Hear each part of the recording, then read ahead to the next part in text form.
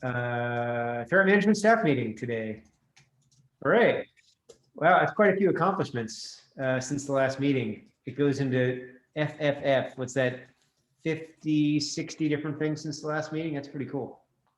And it is a month, so it's we didn't have this meeting 2 weeks ago, but the list has grown. I mean, you guys are doing great. Cool. Lots of great stuff in there. Anything anybody wants to talk about or highlight of the cool stuff done in the last month? Well, I want to say I would like to point out that the container security team is killing it. And Zamir just recently put up a demo of everything we've been working on, working in staging. Now that CAS has been updated there. And so that's very exciting. That's awesome. Could you add a link to that in the notes? I know I saw it in Slack, but it couldn't hurt to add to the notes of the meeting too. Yeah, totally. And Alexander, all the changes that he did and was untested, all of them worked. No bugs. Thank you, Zamir.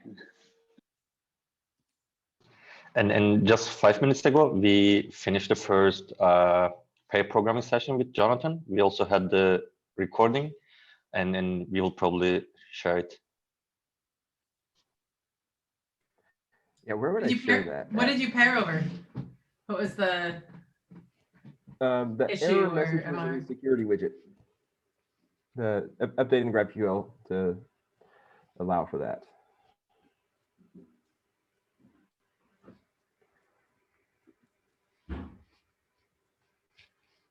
Neat.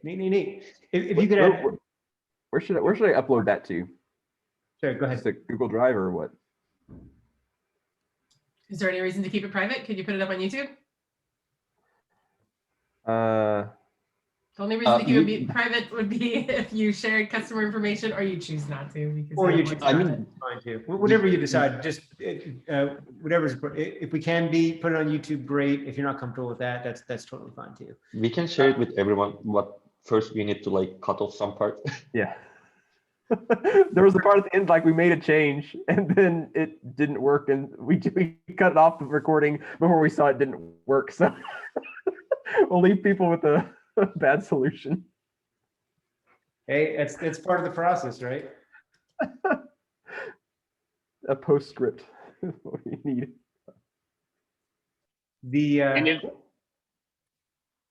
If your pairing session is anything like any of the other pairing sessions I've had, also half of it is actually a coffee chat. So that might be one reason. And, yeah, totally understand. I'm glad we're doing it though. I think it's hard to do pairing sessions with everybody, spread out across the world.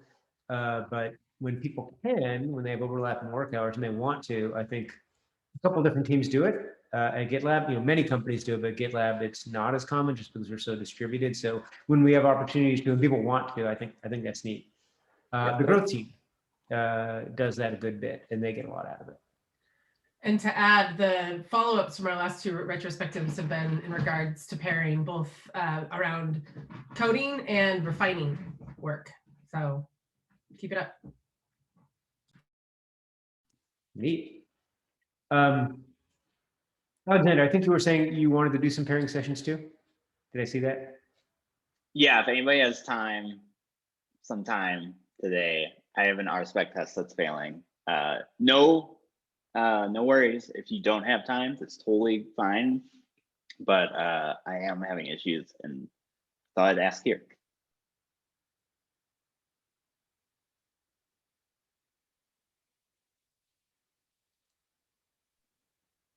Hey, Wayne, Wayne, I think you have the next agenda. Oh, thanks, Alexander. OKRs. So Q4 ended at the end of January. They're not on a count. They're not our quarters. They're not calendar quarters, but our own fiscal quarters. So I'm gonna quickly go through where we landed on Q4 and then what we have planned for Q1. You can see the links in the doc. The links to the issues in the doc. And then I'm gonna have us break out into breakout groups and ask a couple questions. And then maybe the breakout groups come back and report to the group. So Q4. How do we do? We had a goal around increasing product dog fooding and performance. And we did, on some of this, we did really well, like merging pajamas changes, where we did quite a few more than what we expected. And others, we didn't get as much time to work on. It wasn't that we didn't do well on them, it's that we were very optimistic, overly optimistic on the time we'd have to put into them. So around dog fooding of secure scanners, we did a good bit of that, continue, but not the whole. Are folks able to hear me? I say Alexander can't. Yeah, I think it's just you, Alexander. So, and also making sure the threat management pages have a longest contextual paint of less than 2.5 seconds, 2.5 seconds. So we got some of that done, but not all. But overall, good stuff. Increasing team velocity didn't go as well as we wanted. We were over ambitious on the number of contributions that leaders make, especially me. When I took over the growth team, I basically gave up on this for myself, and we didn't really take into account vacation time, which we should have. So that's was one that Lindsay and Tiago and I in particular worked on ourselves. And narrow MR rate is not where we want it to be compared to all of engineering, but we've got some ideas on improving that, continuing to improve that next quarter.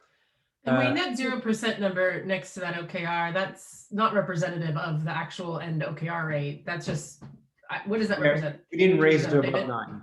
We wanted to raise it above 9. It's actually lower in Q4 than it was in Q3. So it's a rate of increase, okay. Yeah, it was the rate of increase. It actually decreased a bit. But we also didn't take into account vacation time either. You know, we know that for a year from now, for 9 months from now, to pay more attention to that. So, but overall great stuff. And we're supposed to set the goals. OKRs are supposed to be setting the goals really high. If you meet all of them, you didn't set good OKRs. They should be aspirational some. And then last set is taking actions to improve team cohesiveness. We did almost all of these, which is great. So feature flag training, onboarding issues for new folks to the team, new engineers contributing towards the product, which is great. Coffee chats across team members, the team contract agreement one, where I think we pulled that back a bit. And that's to add, largely because the handbook covers a lot of things, and I think you usually talk about with a team in a team agreement. So when Tiago and I were sitting down trying to figure out what that would look like, we decided it would just be a bunch of links to handbook pages. I think there's still some benefit that we could have out of some like getting to know each other type team user guides, but that's different. Yep. And then the last one, we did all the performance reviews on time and on budget. So that's Q4. That's where we landed on Q4. Definitely a good Q4. And then Q1, second, that's in 4B in our agenda. Click on that. So it always looks great at the beginning of the quarter. We can do all these things, rah rah. And then as the quarter progresses on, real life hits compared to what our plans were, but that's okay. So, but we've got lots of good stuff planned, and we have combined OKRs here for threat management and growth. So if it says growth specific, you can ignore it here. That's for the growth team, but some of them are in common between the teams. So the things we're planning to do is every team member has one career development conversation with their manager. That came out of the Culture Amp survey that we are not doing enough of those kinds of discussions. And then also every people leader in threat management and growth have one Culture Amp action, which did not include the one above. One additional one where Lindsay's going to look at across her team. I'm going to look at across the whole team. Tiago is going to look across his based on the feedback and decide one action to take and let the team know what that is. Increasing performance and usability.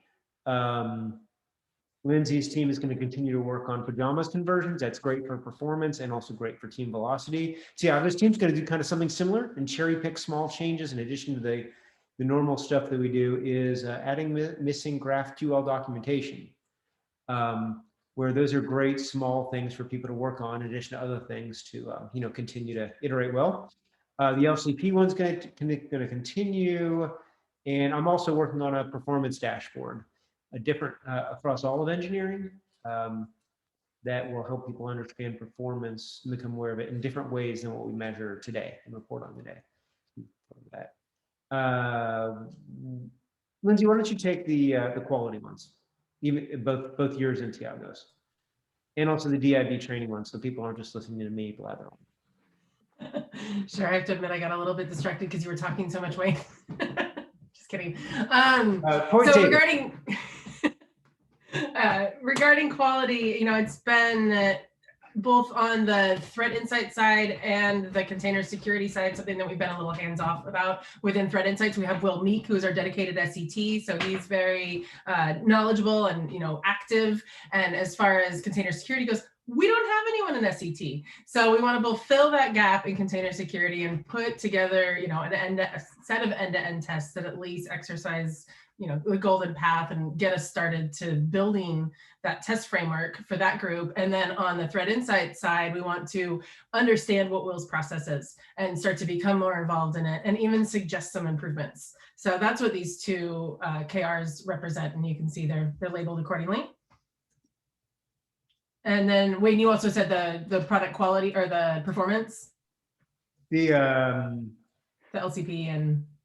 well, and also just mentioning is everybody in threat management is going to do the DIB training as well, is the goal. Diversity. Oh, training. Yeah. And if someone did the previous one that the company was planning, it's optional to the known. The old one was really long.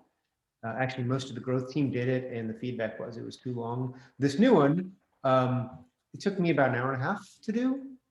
But I was relatively familiar with a lot of the handbook pages that it referenced, so it might take others, I'm guessing, a little bit longer, but overall it was a good experience. So that's the other goal.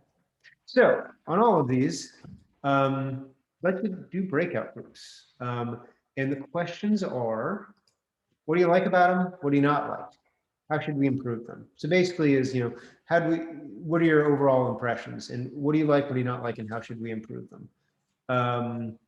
So I'm going to do breakout sessions here and pause the recording as I do that. Is that weird on the recording? So hold on a second.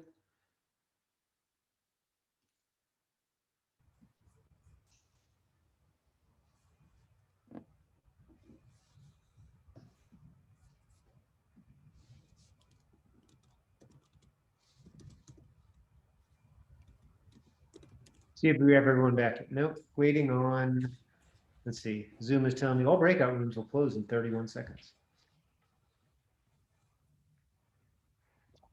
I think some are coming back willingly and some Zoom's going to force them to.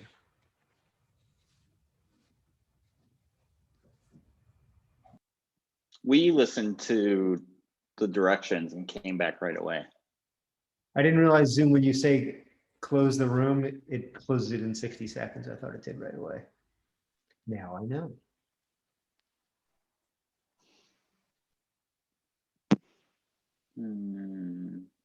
All right, everybody has unceremoniously been thrown back into the main room and we're recording too. So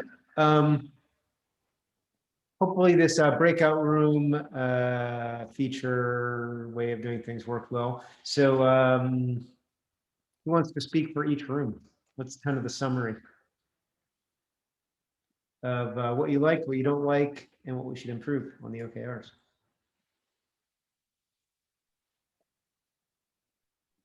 Subashir, do you want to summarize what we talked about? Thank you. Watch out for that bus, dude. Okay, yeah. It's okay. I have the less domain knowledge, right? So it's okay to lose me. No, I'm just kidding. Yeah. So we discussed about the current OKRs like Q1, and Mehmet and Alexander and me were talking about the 100% threat management pages have an LCP of 2.5 second.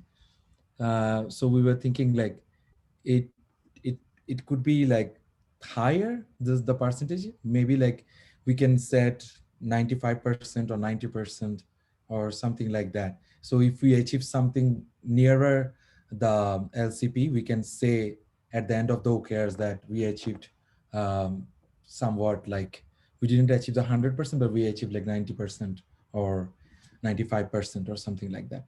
Did I miss anything, Mehmet or Alexander? Just you can add.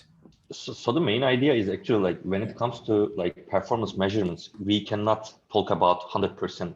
Never. We can't talk about it. Even if we like write the fastest program, there can be some error rate leading that like 99%, 99 like 0.999 of the time, like it runs under a certain amount, but just one request like exceeds the set target, then you say like we didn't reach the target. Therefore, like in the performance measurement, we have other like stuff like 95 percentile or 90 percentile under that target. So I think it's better saying like 95 percentile under 2.5 seconds. And if we reach the target of saying like 95 percentile of the time under 3 seconds, sorry, then we say like, hey, we reached the target 80%. So that was the idea. And also, Makes a lot of sense. I'm curious about that versus setting it as an average, right? I understand there's fluctuations and there's peaks and valleys, but would you feel it's reasonable to say that we have an average of 2.5 seconds? We can also say like average, but like if we say average is under 2.5 seconds, then like it's just the average, right? Because one request can take like 100 milliseconds and the other request takes like 10 seconds and the user experience for that page is terrible. But the other page is so fast, so it's making it like, how you say, it's gonna mislead us probably. It's gonna misguide us.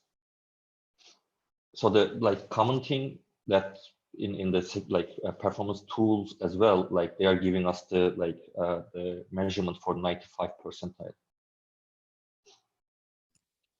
Alexander, I saw in the chat, you put maybe we should look at the median rather than the mean. Maybe that would help. Yeah, because that will won't be affected by outliers so much. Well, I do not to think rush that us. along that line, though, like comparing the median to the mean, like will show us that we have some outliers that like there's sometimes when it just goes haywire, and it might be something to look at. So That's a good point as well. Maybe percentiles as well. You I know, like median percentiles. is the 50th percentile. Maybe we should look at 50th, 90th, and 99th percentile. That other stuff I'm doing with that. Oh, that's great feedback. And maybe Lindsay, take that into account as we look at that, since you're the Definitely. Yeah, we've gotten. We're at the place right now where we're just making sure that our pages measure correctly. So once we get there, I think that's really where these conversations apply. So that's great. Thank you. Could someone add that as a comment to the OKR? Would that be fair to ask? I'm a little fuzzy brain with my cold. Sorry, Wayne, to cut you off. Can someone do that? Yeah, I can do that. Okay. Or Jonathan. Oh, Jonathan, you said you can do it. Okay. yeah, I'll do it. I was actually just going to ask, like, specifically at using the median or using the median to gauge this instead of just the like. I was actually referring to both ideas. I think Matt was suggesting something around looking at a percentage target, looking at a 95% goal, at least across our pages, versus, potentially looking at a median average. I think those are both things that we could discuss, and I think the issue is the right place to discuss them. Okay. Yeah. What are the other group? What are the other groups? Who wants to speak for the other group? Jonathan's unmuted, so I think I would love Jonathan to summarize. I'm adding something. I'm typing. But I will say, I do like we were talking some about the OKRs. Just like we tend to focus on them when we're actually going through them as a group, and sometimes in our individual meetings with our managers, and we don't always they're not always forefront of our mind. It's like, oh yeah, that's right, we have OKRs. But I think Tiago and Lindsay do a great job reminding us what the OKRs are in our individual one-on-ones and kind of help us move through that way. I for one do like the GraphQL documentation, because I've done a couple of them already, and I get my hands in the other parts of the code that aren't threat management, threat insights, because I did something with the MRs and the issuable things, but it kind of forces you to look at other parts of the code when you're doing these as well. Cool. Anything else to add from the other discussion?